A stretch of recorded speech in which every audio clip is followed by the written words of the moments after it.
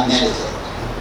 By meditate, I am thinking specifically of the many forms of Buddhist practice, among other things intended to disrupt the natural attitude, to undermine our displaced third-personal conceptual construal of the world.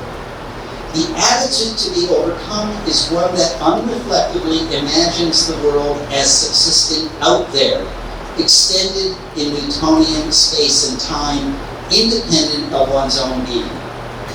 This is the source of our existential alienation, or dukkha, if you will, since there is no way to locate myself in this third-personal construct without relinquishing the first-personal here and now, and hence the very thing I'm looking for slips through my fingers in the act of actively searching for it. Meditation is intended, among other things, to disrupt this imaginary construal and effect a kind of figure ground shift wherein we discover where we have always been.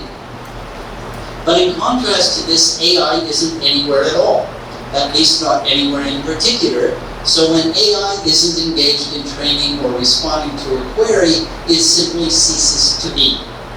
You can call this cessation nirodha or nirvana if you like, but it is the cessation of an insentient block or a roof tile.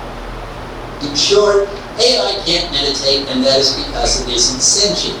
Buddhist philosophers are attracted to AI precisely because it supposedly shows that intelligence and sentience is possible in something that lacks a self. And hence a good Buddhist philosopher should be open to the possibility that it is like something to be an LLM.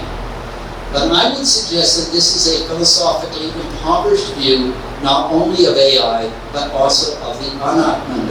In short, for Buddhist thought to remain philosophically relevant and compelling, I argue, we need an account of Anātman that doesn't intentionally or unintentionally blur the line between us and AI.